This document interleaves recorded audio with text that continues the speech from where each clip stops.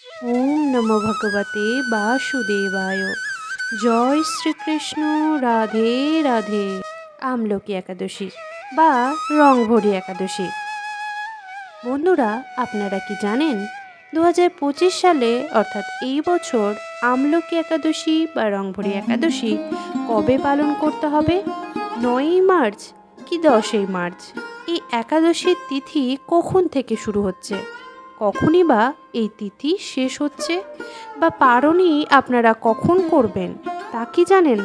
এই একাদশীর মাহাত্ম্যই বা কী?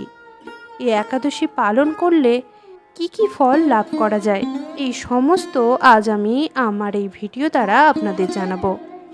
আপনারা প্রথম থেকে শেষ অবধি পুরোটা দেখুন, তাহলে এই একাদশীর মাহাত্ম্য এবং একাদশীর তিথি কখন শুরু শেষ, পারণ মন্ত্র, পারণের সময় সমস্ত কিছু জানতে পারবেন। নমস্কার বন্ধুরা, আমার এই চ্যানেলে আপনাদের সবাইকে জানাই অনেক অনেক স্বাগত। বিভিন্ন দেবদেবীর পুজো অর্চনা, ভারতীয় দর্শন ও শাস্ত্র নিয়ে আলোচনা করাই এই চ্যানেলের মূল লক্ষ্য। তাই আপনি আমার এই চ্যানেলে নতুন হয়ে থাকলে চ্যানেলটি সাবস্ক্রাইব করে পাশে থাকা বেল আইকনটি অবশ্যই প্রেস করে রাখুন। তাহলে চলুন আর দেরি না করে শুরু করি আজকের ভিডিও। কিন্তু তার আগে বন্ধুরা, সবার প্রথমে নিজেদের আরাধ্য দেবতা এবং আজকের এই ভিডিওটা শোনা মাত্র একবার হরে কৃষ্ণ মন্ত্রটি একটিবার হলেও কমেন্টে করে জানাবেন। তাহলে চলুন শুরু করি আজকের এই ভিডিও। আমলকি একাদশী।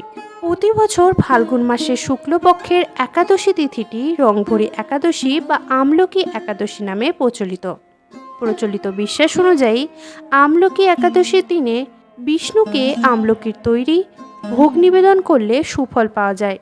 এই একাদশীর দিন ভগবান বিষ্ণুর সাথে মা লক্ষ্মীর পুজো, এছাড়া শিব পার্বতীর পুজো করাও এই একাদশীর নিয়ম।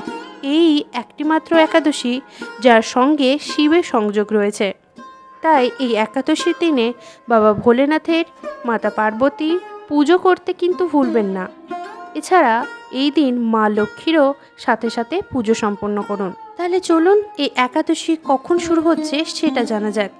2025 সালে এই বছর আমলকি একাদশী হচ্ছে 9ই মার্চ রবিবার। একাদশী তিথি শুরু হচ্ছে রাত্রি 7:45 এবং এই একাদশী শেষ হবে পরের দিন সকাল অর্থাৎ 10ই মার্চ সোমবার 7:44। এই একাদশীতে শিববাস যোগ রয়েছে, যার জন্যে বললাম এই একাদশীতে বাবা ভোলেনাথ এবং মাতা পার্বতীর অর্থাৎ শিব পার্বতীর পুজো করা অত্যন্ত শুভ। আপনারা এই পুজো সম্পূর্ণ করতে পারেন, অর্থাৎ এই তিথি শুরু হবে সকাল 7:44। বলা যায় এই একাদশীতে শিব পার্বতীর পুজো করলে বাড়িতে সুখ সমৃদ্ধি এবং সৌভাগ্য বৃদ্ধি পায়। এছাড়া এই একাদশীতে রয়েছে শোভন যোগ, যেখানে লক্ষ্মী নারায়ণের পুজো করলে বাড়ির সমস্ত বাধা বিপত্তি দূরে হয়ে যায়। বাড়িতে সমস্ত সংকট থেকে মুক্ত করে লক্ষ্মী নারায়ণ। তাই এই শোভন যোগ থাকছে দুপুর 1:57 পর্যন্ত। তাই এই সময়ের মধ্যে লক্ষ্মী নারায়ণের পুজো অবশ্যই সম্পূর্ণ করুন। এই আমলকি একাদশী আপনারা নির্জলা উপবাস করতে পারেন। এছাড়া যদি একান্তই নির্জলা উপবাস না করতে পারেন, তাহলে ফলমূলাদি খেয়েও এই উপবাস রাখতে পারেন। কি কি খেতে পারেন সেগুলো হলো ফল, জল, মিষ্টি কুমড়ো, আলু, কাজু বাদাম, কাঠবাদাম, সাবুদানার পায়েস, দুধ, মিষ্টি আলু সিদ্ধ ইত্যাদি খাবার কিন্তু আপনারা গ্রহণ করেও এই একাদশী ব্রতটি সম্পূর্ণ করতে পারেন। শুধু একটি কথা মাথায় রাখতে হবে, যে কোনো খাবার তৈরিতে কিন্তু বিশুদ্ধ ঘি বা সাদা তেল ব্যবহার করবেন। এই দিন কিন্তু সর্ষের তেলের রান্না একদমই করবেন না বা খাবেন না। এই দিন একাদশী পালন করতে গেলে আগের দিন থেকেই নিজেকে সংযম করতে হবে এবং নিজের ব্যবহার, আচার আচরণ একাদশীর জন্য প্রস্তুত করতে হবে। সকাল সকাল ঘুম থেকে ওঠা এবং একাদশীর দিন কোনো রকম রক্তক্ষরণ না হয় এরকম কাজ থেকে একটু সাবধান থাকবেন। আর এই দিন সকাল সকাল স্নানের ক্রিয়া সম্পন্ন করবেন। পারলে গঙ্গায় স্নান করবেন। গঙ্গায় স্নান করা সম্পূর্ণ করে সূর্য প্রণাম করবেন। তারপর বাড়িঘর পরিষ্কার পরিচ্ছন্ন করে নিজেদের আরাধ্য দেবের পুজো এবং বিষ্ণুদেবের পুজো, মা লক্ষ্মীর এবং শিব পার্বতীর পুজো সম্পন্ন করুন। এদিন বেশি বেশি করে হরিনাম জপ করুন, ভগবদ গীতা পাঠ করুন এবং দান ক্রিয়া করতে পারেন। এতে বিষ্ণুদেবের আশীর্বাদ সরাসরি লাভ করতে পারেন। যেহেতু এই একাদশীর নাম আমলকি একাদশী, তাই আমলকি মাহাত্ম্য এই একাদশীতে বিশেষ রয়েছে। বলা যায় এই একাদশীতে আমলকি বৃক্ষের স্মরণমাত্র গোদানের ফল লাভ করা যায়। এছাড়া আমলকি বৃক্ষের দর্শনে তাহার দ্বিগুণ এবং আমলকি ফল ভক্ষণে 3 গুণ ফল লাভ করা যায়। আরও জানা যায় যে এই দিন আমলকি বৃক্ষের তলে রাত্রি জাগরণ করলে সহস্র গাভীদানের ফল লাভ করা যায়। এবার চলুন আমরা জেনে নিই আমলকি একাদশীর মাহাত্ম্য। যুধিষ্ঠির মহারাজ ভগবান শ্রীকৃষ্ণকে অনুরোধ করলেন, হে অচ্যুত, হে দীনবন্ধু, মহাফলদাতা বিজয় একাদশীর কথা শুনলাম।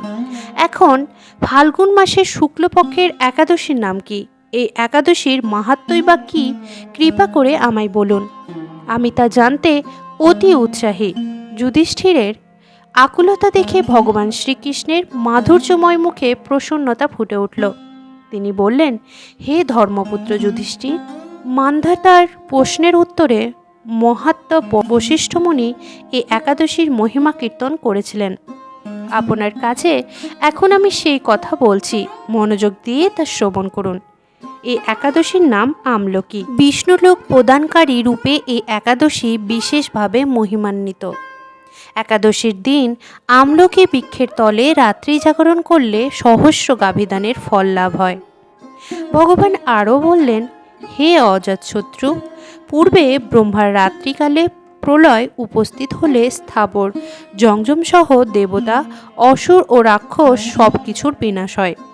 তখন শ্রীবিষ্ণু সেই কারণ সমুদ্রে অবস্থান করছিলেন। সেই সময় তার মুখপদ্ম থেকে চন্দ্রবর্ণের এক বিন্দু জল ভূমিতে পড়ে। সেই জলবিন্দু থেকে একটি বিশাল আমলকি বৃক্ষ উৎপন্ন হয়। এই বৃক্ষের স্মরণমাত্র গোদানের ফল দর্শনে তাহার দ্বিগুণ এবং এর ফল ভক্ষণে 3 গুণ ফল লাভ হয়। এই বৃক্ষে ব্রহ্মা, বিষ্ণু আর মহেশ্বর সর্বদা বাস করেন।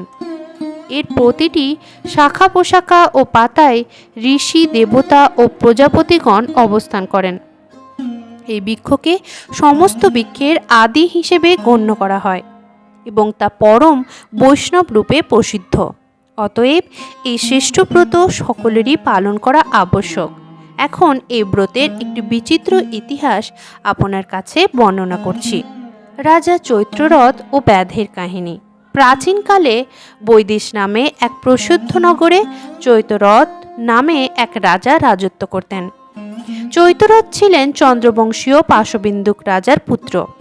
তিনি অত্যন্ত শক্তিমান, বলশালী ও ঐশ্বর্যশালী ছিলেন। শাস্ত্রজ্ঞানেও তিনি ছিলেন দক্ষ ও সুনিপুণ। তার রাজ্যে সর্বত্রই মনোরম আনন্দপূর্ণ এক দ্রব্য পরিবেশ পরিলক্ষিত হতো। তার রাজ্যের প্রজারা ছিল বিষ্ণু ভক্তিপরায়ণ এবং সকলেই ভগবানের উদ্দেশ্যে একাদশী ব্রত পালন করতেন। তার রাজ্যে কোনো অভাব, অমঙ্গলের চিহ্ন বিন্দুমাত্র ছিল না। সুখী প্রজাদের নিয়ে রাজা চৈত্ররথ আনন্দে দিন যাপন করতে থাকেন। এক সময় ফাল্গুনী শুক্লপক্ষের দ্বাদশী যুক্তা আমলকি তিথি আগত হলে সকল রাজ্যবাসীরা এই ব্রত পালনের সংকল্প নিলেন। ওই দিন প্রাতঃস্নান সেরে প্রজাদের নিয়ে তিনি ভগবান শ্রীবিষ্ণুর মন্দিরে গমন করেন। সেখানে সুবাসিত জলপূর্ণ কলস, ছত্র, বস্ত্র, পাদুকা, পঞ্চরত্ন প্রভৃতি দিয়ে সুসজ্জিত করেন। তারপর ধূপ দীপ জ্বালিয়ে অতি যত্ন সহকারে মনি ঋষিদের দ্বারা শ্রী পরশুরাম মূর্তি সমন্বিত আমলকির পুজো শুরু করেন। হে পরশুরাম, হে রেণুকার সুখবর্ধক, হে ধাত্রী, হে পাপ বিনাশিনী আমলকি, আপনাকে অত্যন্ত প্রণাম। আমার অগ্রজল গ্রহণ করুন। এইভাবে দিনের বেলায় যথাবিধি স্তবস্তুতি, ভোজন কীর্তন, নৃত্য গীত করে রাজা ভক্তি সহকারে সেই বিষ্ণু মন্দিরে রাত্রি জাগরণ করতে লাগলেন। এমন সময় দৈবক্রমে এক ব্যাধ সেখানে উপস্থিত হয়। পুজো সামগ্রী সহ বহু ব্যক্তিকে একত্রে রাত্রি জাগরণ করতে দেখে সে অত্যন্ত কৌতূহলী হন। সে বারবার ভাবতে লাগলো, এসব কি ব্যাপার, এখানে কিসের এত আয়োজন। কৌতূহলবশত বিষ্ণু মন্দিরে প্রবেশ করে সেখানে বসে পড়ল। কলসের ওপরে স্থাপিত বিষ্ণুমূর্ত দর্শন করল। ভগবান বিষ্ণু এবং একাদশীর মাহাত্ম্য সে মনোযোগ দিয়ে শ্রবণ করল। সারাদিন এই ব্যাত কিছুই আহার করেনি।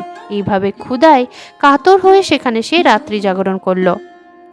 পরদিন প্রজাসহ রাজানগরের দিকে যাত্রা করলেন। সেই ব্যাধও তার গৃহে ফিরে গেল। এরপর সেই ব্যাধের মৃত্যু হলো।